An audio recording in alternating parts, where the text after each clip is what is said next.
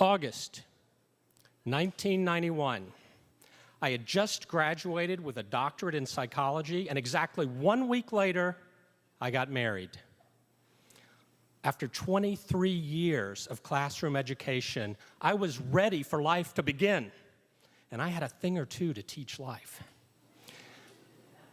The woman I'd married, I'd known for a couple of years. We'd been in the same psychology program, and when we met, she was dating another guy, but we got to be close friends. And one night, there was a concert that a group of us was supposed to go to, but it ended up just the two of us. That night, I felt very close to her, and I wanted to give her a kiss, but I bided my time.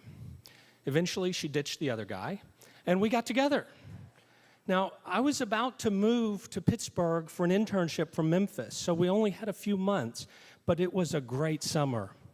We got together physically as well as emotionally, and we started worrying, though, about, you hear about these long-distance relationships and how they fizzle out. Well, we weren't going to let that happen to us.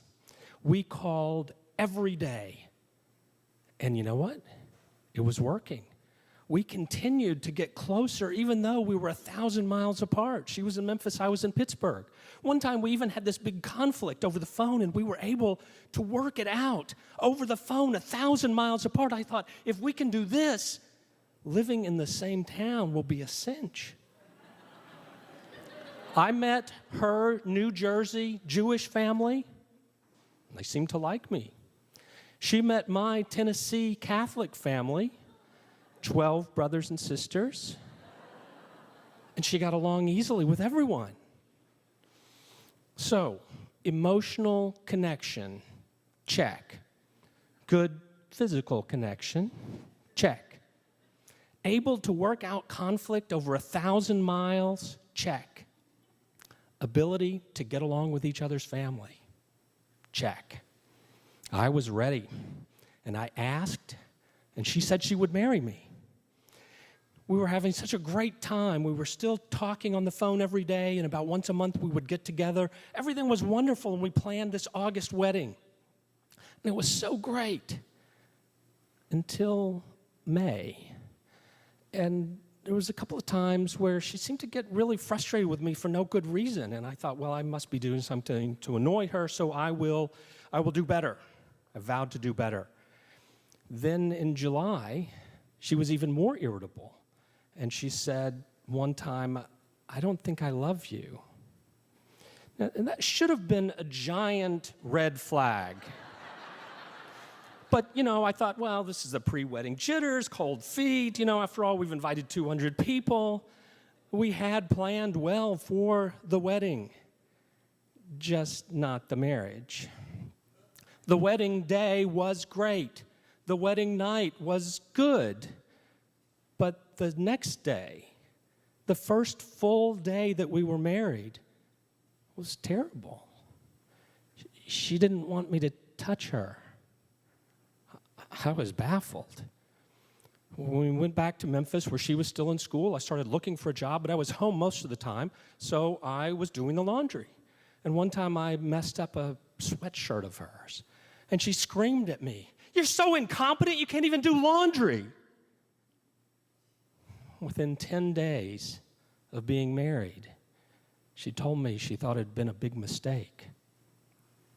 The next 7 weeks were a blur. I'd found a job, and she moved out the Monday before I started my first job.